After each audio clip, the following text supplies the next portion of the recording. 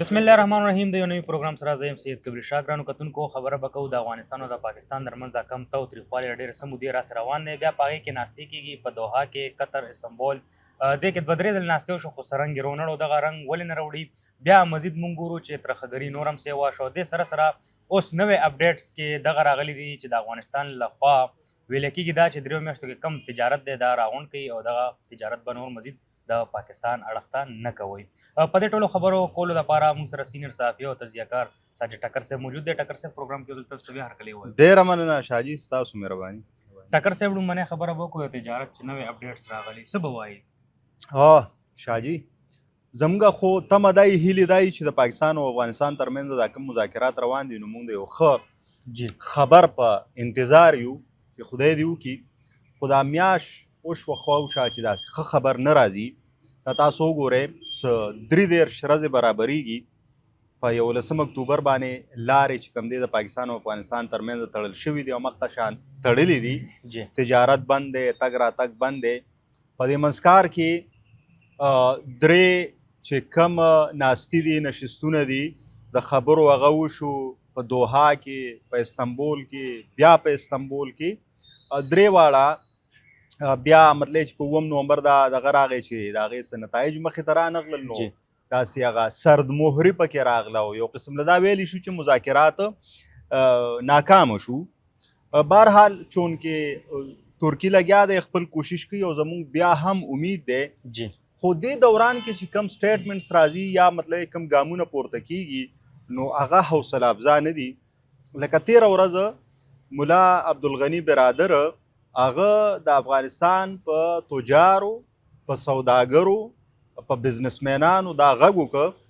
چې د پاکستان سره خپل تجارت راټول کوي او 3 میاشتې وخت یې ورکړ. نو چې دا کم افغانیان دلته لګیا دي کاروبارونه کوي، دې سره به څه کوي؟ په دې خبره کوو چې په دوی به څه اثرات دي.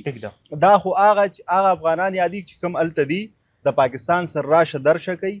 لکه د دې ځای نه میډیسن وړي، د دې ځای نه غوړي ځي، د دې ځای نه ډے ټو ډے چې کوم آیټمز دي د ضرورت د استعمال شیان دي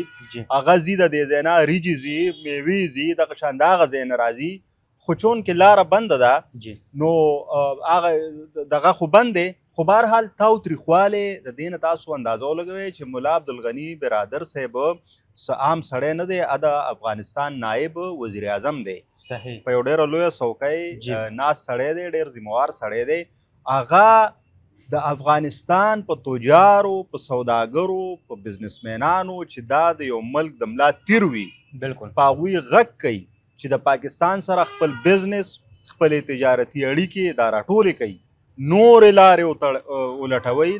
د ایران سره شروع کوي، د تاجکستان سره، د ترکمنستان سره، د ازبکستان سره،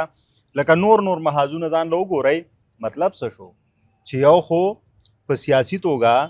د دواړو ملکونو ترمنځ یو تاوتریخوالی دی. په دې منځ کې پکې داسې مختصر شان جنګ هم وشو. مطلب دی مذاکرات کول نه غواړي چې دا کومې خبرې دا کوي. د دې نه خو دا پته لګي که نه څوک چې مذاکرات کوي نو هغوی خو داسې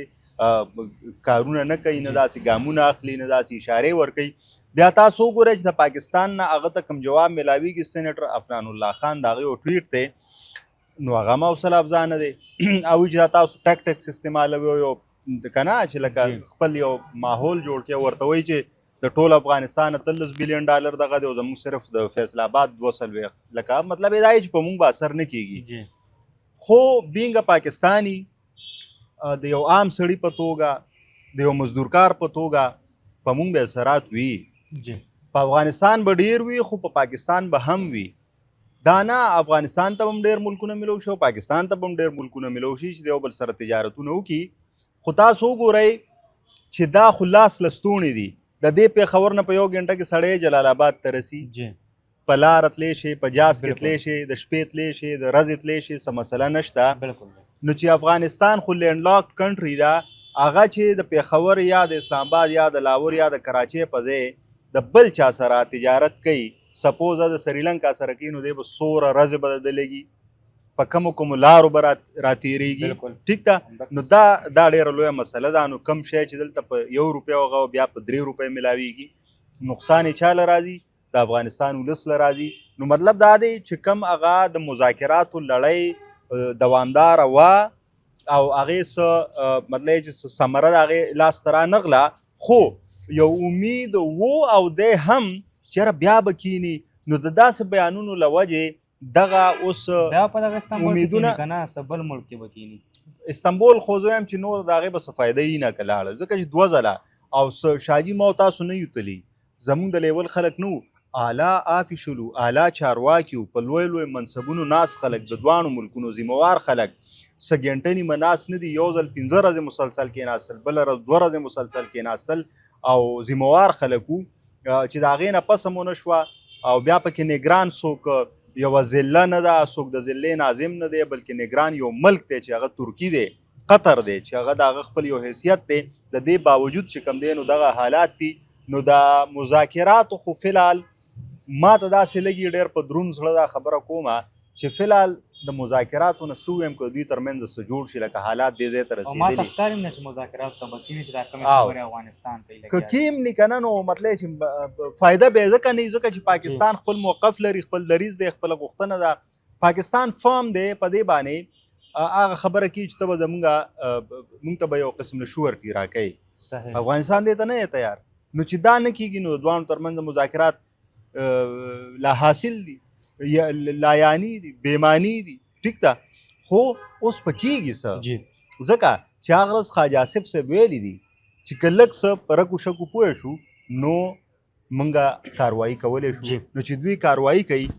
دا خو لوی 600 کیلومتره بارډر دی د پاکستان او افغانستان ترمنځ بالکل جی. نو خدای مکه په دې څه هم کیږي نو پاکستان به بیا وایي دوی خو ویلي چې موږ خپل دفاع دپاره هر قسمه دغه اوچتو نو دوی به دننه ورځي نو بیا به جنګ کیږي ټکر صاحب اوس به راشو څنګه ته د تجارت خبرو کما وختي هم په تاسو باندې دغه کوېسچن وکړو چې یاره کم تجارت دلته په پاکستان کې افغانیان رونه کوي لګیا دی نو هغې دپاره څه لا عمل دی هغې خو روان دي نه روان خو دي خو افغانستان نه خو یې هر څه بند کړه چې پاکستان ته به نه ځي درېیو میاشتو کې راغونډ کوي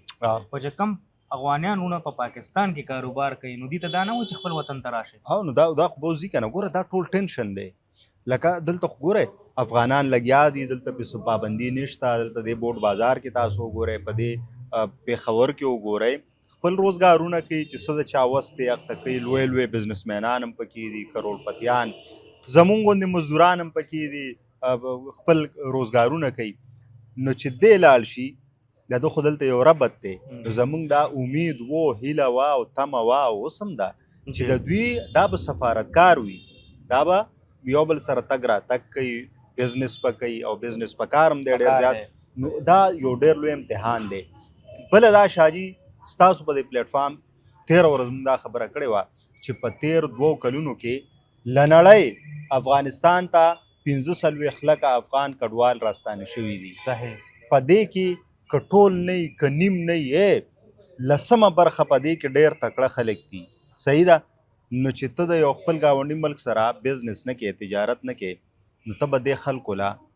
روزګار د کم ځای نه پیدا کړې دا د په خپله سوچو کې بل ټینشن دا دی او چیلنج دا دی چې دوی دا په دوحا معاهده کې په لیکلې بڼه منلي دي چې موږ به ټول شمول حکومت راولو صحیح نو هغې ته خو تیار نه یعنی د ولس واک هغه له نه ورکې د هغه په خوښه حکومت نه جوړی نو بیا دغه خو اوکې د هغه یو بنیادي حق دی ولسي رایې د هغې ته احترام نه کې د جمهوري رای احترام نه کې خو تا د ماشومانو سکولونه بند کړل د جینکو تا د زنانو ډاکټرانو روزګار بند کړ تا هلته د زنانو په روزګار بندیز ولګو خو چې کم جمهوري شی دی په هغې بندیز ولګېد نو دا یو سیکټر چې د بند کړ نو آلریډي د روزګار موقع مسدود کړې بند یې کړې محدود یې کړې او د دې نه پس اوس د پاکستان سره تجارت هم بند نو دوی به کوي څه this is the question دوی غواړي اخر څه لکه که نه لکه ملک روان هم داسې دی چې هر څه پکې بند دي او تجارت هم اوس بند دی نو دې خپل عام ولس له څه ورکوي لګیا دی پیغام دا دی دا سخت دوی اقدامات دا دي دوی اوس لکه پاکستان پرشر کې راوستل غواړي داسې دغه کوي بله دا ګورئ چې ستا یو ملک کې 20 لکه 13 لکه کډوال اوسېږي ولس وي نو سړی لږ د هغوی خیال ساتي که نه لکه ته وګوره د دې هر څه باوجوده لکه زموږ خو خپل پښتانه دي خو پاکستان خو یو ریاست دی د دې یو پالیسي ده نیشنل پالیسي ده چې دوی به ځي نو خو ډېر په دغه باندې په احترام سره روان دي مطلب دا دی چې دا سفیران وي چې دوی ځان سره د مینې او پیغام یوسي. موږ هم دا بیا بیا وایو چې ګورئ شلون نشته پریکون نشته، دا تړون دی او د دواړو ملکونو ترمنځه که ته خبرې نم کې لکه ستا د سفارتي او سیاسي تعلقات هم نه خو ته تجارت کنټینیو ساته. دا د ولسونو دپاره ډېر نقصاني کاري چې ته تجارتي اړیکې هم بندې کړې. تجارت خبره کوئ، دلته افغان کډوال ځي تذکره باندې خلک ځي، هلته چې کوم پاکستانیان دي هغه نشي راوړی دی، تجارت بس وکړي. بالکل دلته سټوډنټس چې کوم دلته راغلي هلته ایګزام دي، خبرې یې چې په لاره ځي د هغه 4-5 روپۍ لګي. زما د پېښور د بونیر د مردان نه ټیک ده چې هغه اوس په جاز کې ځي د هغه به 1 لک روپۍ لګي، 90,000 روپۍ به یې لګي. سوره لوی تاوان دی، ډېر لوی تاوان دی. نو موږ دا ریکویسټ کوو که اخوا انتظامیه ده که دېخوا انتظامیه ده چې څنګه د افغان کډوالو دپاره دغه خصوصي اوس لاره کولاو ده که نه، نن 14مه ورځ ده چې تورخم باندې افغان کډوال روان دي. نو چې دغه شان کم سټوډنټس دي او د چا پروفیشنل زده کړي دي لکه میډیکل دي نور دي چې هغوی ته خصوصي یو رعایت ورکړی شي، ځکه چې د چا پیپرې دي، د چا ایګزامز دي، چا سټډیز دي، نو چې دا متاثره نشي. دا زموږ یو خواست کوو، یو منت کوو. ډېره مننه ټکر صاحب، یقینا ډېرې ګټورې خبرې مو کړې، ډېرې ژورې خبرې وي. او څنګه چې ټکر صاحب په خپلو خبرو کې وویل چې کوم سټوډنټس دي د هغې ایګزام هلته کې روان دی میډیکل والا، او پکار ده چې هغې ته د بارډر باندې لاره ورکړلی شي. دا نه چې په جاز کې 1 لک 1.5 لک روپۍ ټکټ اخلي او بیا ځي او چې چېرته 15,000 لګي او هلته 1.5 لک روپۍ لګي، نو یقینا چې دا د سټوډنټ تاوان دی. دا و زموږ نننی پروګرام. د بل پروګرام پورې مهال زما ټیم له راکړې اجازت. د الله پامان.